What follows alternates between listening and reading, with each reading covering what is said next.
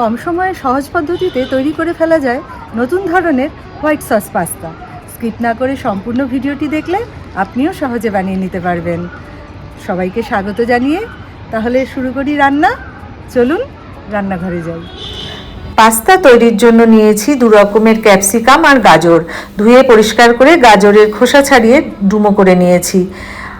নিয়ে নিলাম 1 বাটি পাস্তা। পাস্তাগুলোকে প্রথমে সেদ্ধ করে নিতে হবে। এদিকে রসুনগুলোকেও একটু মিহি করে কুচিয়ে নিয়েছি আর পেঁয়াজটা ডুমো করে কেটে নিয়েছি। প্যানে জল গরম করতে দিয়ে দিলাম 1 চামচ লবণ আর পরিমাণ মতো সাদা তেল। পাস্তা সেদ্ধর সময় অবশ্যই জল ফুটিয়ে নিতে হবে এবং সাদা তেল দিতে হবে, না হলে কিন্তু পাস্তা জড়িয়ে যাবে সেদ্ধ হবার পর। পাস্তা দিয়ে 10 মিনিট মতন অপেক্ষা করতে হবে সেদ্ধ হবার জন্য। মাঝে মাঝে একটু নেড়েচেড়ে দেখে নিতে হবে যে পাস্তা বেশি সেদ্ধ হয়ে গেল কিনা। বেশি সেদ্ধ হলে কিন্তু খেতে ভালো লাগবে না।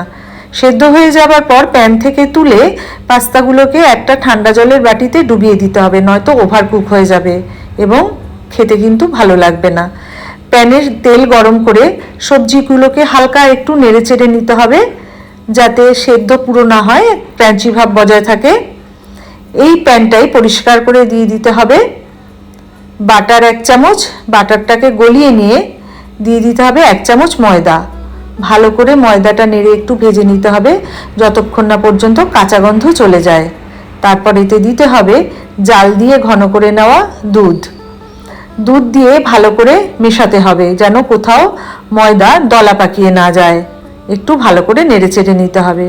পরিমাণ মতো লবণ, গোলমরিচের গুঁড়ো, চিলি ফ্লেক্স আর অরিগানো দিয়ে খুব ভালো করে নেড়েচেড়ে মিশিয়ে নিতে হবে।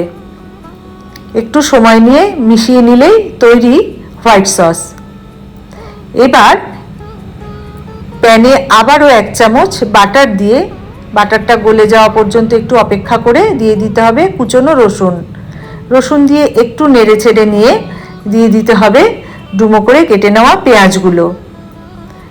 পেঁয়াজটা দিয়েও আবার একটু নেড়েচেড়ে নিতে হবে। দিয়ে দিতে হবে স্বাদমতো লবণ এবং ভেজে নেওয়া সবজিগুলো। সবজি দিয়ে একটু নাড়াচাড়া করার পর দিয়ে দিতে হবে পাস্তা। পাস্তা দিয়েও সব কিছু সবজির সাথে ভালো করে মিশিয়ে নিতে হবে। দিয়ে দিতে হবে তৈরি করে নেওয়া হোয়াইট সস। সবগুলোকে আবারও খুব ভালো করে মিশিয়ে নিতে হবে এবং এই পর্যায়ে লবণের পরিমাণটা একটু চেক করে নিতে হবে, কারণ পাস্তা সেদ্ধর সময়, সবজি ভাজার সময় এবং হোয়াইট সস তৈরি করার সময় লবণ দেওয়া হয়েছিল। ভালো করে মিশিয়ে নিয়ে তৈরি হয়ে গেল হোয়াইট সস পাস্তা। কত সহজে কম সময়ে তৈরি করে নেওয়া যায়। আমি পাস্তা তৈরি করার সময় কর্নগুলো দেইনি, ওপর থেকে কর্নটা সাজানোর জন্য দিয়েছি।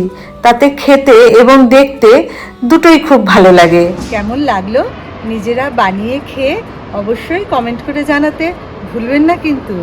ভালো লাগলে একটা লাইক করে দেবেন অবশ্যই। এরকম আরও রেসিপি পেতে চ্যানেলটি সাবস্ক্রাইব করার অনুরোধ রইল।